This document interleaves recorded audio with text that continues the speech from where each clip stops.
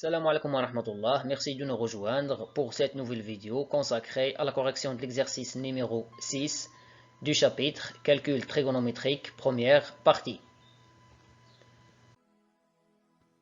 Le contenu de l'exercice: déterminer l'abscisse curviligne principale du point suivant. Le premier cas, déterminons l'abscisse curviligne principale du point A d'abscisse curviligne 38π sur 3. La première méthode, on va chercher le multiple de 3 le plus proche de 38, de sorte que ce multiple divisé par 3 nous donne un nombre pair. Alors pour cela, on obtient 36. Donc 38π sur 3 égale 2π plus 36π tout divisé par 3 égale 2π sur 3 plus 36π sur 3. 36 divisé par 3 égale à 12. Et 12, c'est 2 fois 6 fois p. Alors on trouve 38π sur 3 égale 2π sur 3 plus 2 fois 6 fois p. Ici s'écrit sous la forme 2 fois k fois p, k un entier relatif, et ce nombre appartient à l'intervalle moins p, p. Cela signifie que l'abscisse curviligne principale du point A d'abscisse curviligne 38π sur 3 est le nombre de π sur 3. La deuxième méthode, soit alpha, l'abscisse curviligne principale du point A d'abscisse curviligne 38π sur 3.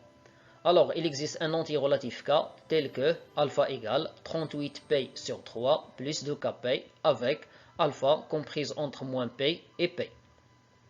On a alpha se trouve entre moins p et p, cela signifie que 38p sur 3 plus 2kp se trouve entre moins p et p.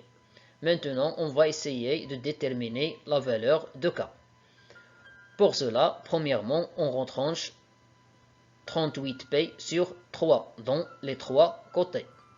Ici, nous allons réduire au même dénominateur, donc on obtient moins 3p sur 3, moins 38p sur 3. Ici, la simplification par les deux nombres opposés, 38p sur 3, moins 38p sur 3, donc il nous reste 2kp.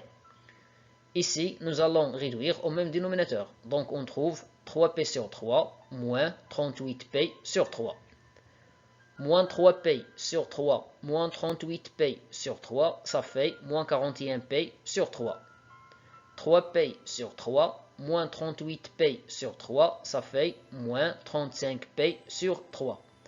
L'étape suivante, nous allons multiplier les côtés de cette double inégalité par le nombre 1 sur 2p. Il est strictement positif, donc on va garder le même ordre.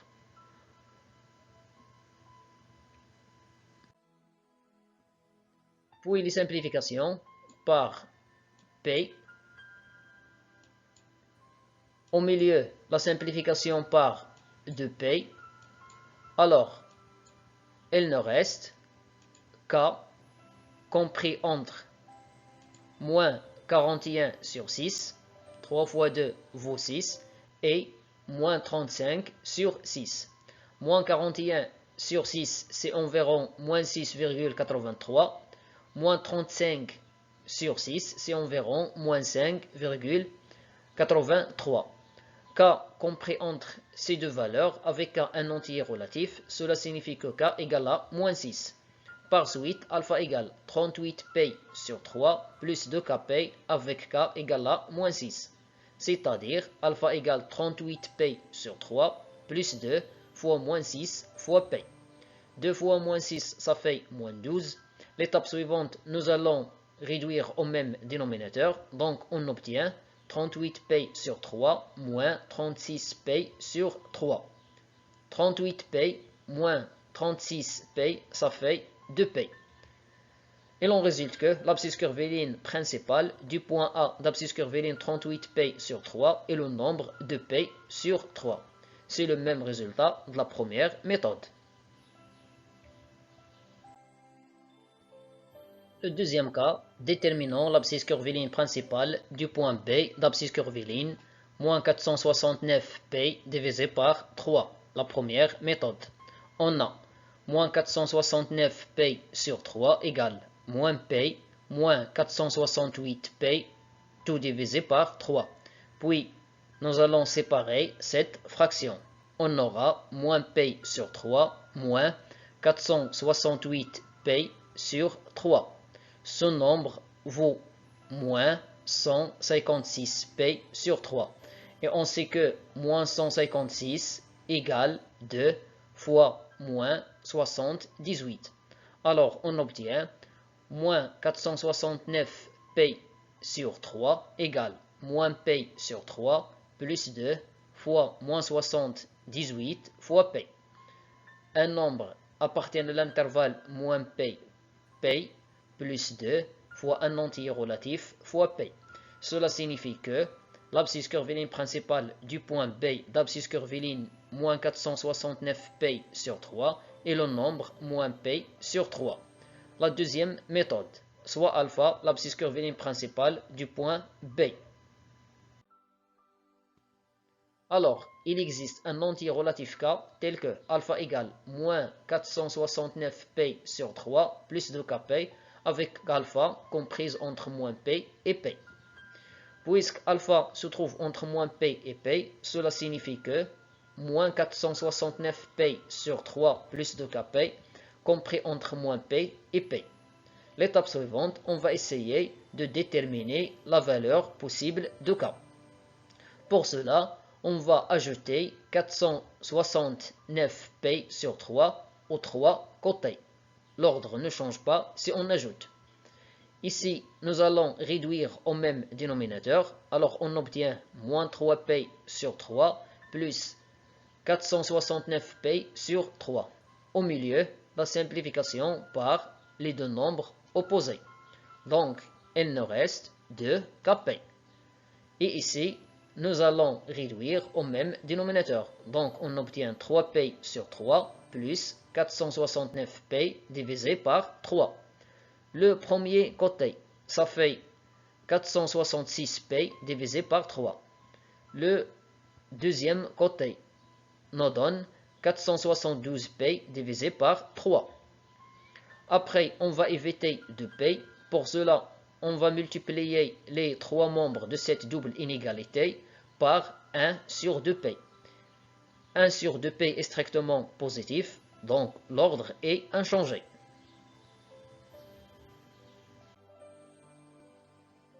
Puis les simplifications par 2p. Même chose ici.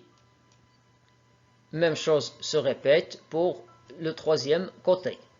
Alors, il nous reste, pour le premier côté, 233 divisé par 3, car j'ai divisé par le nombre 2.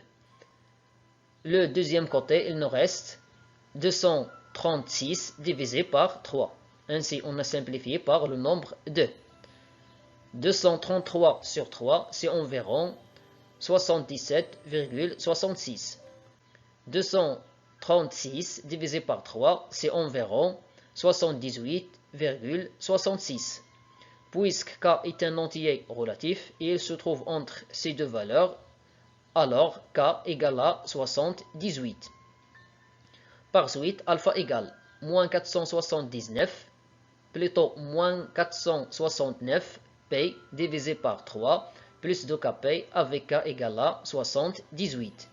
C'est-à-dire moins 469 p divisé par 3 plus 2 fois 78 fois p. 2 fois 78, ça fait 156.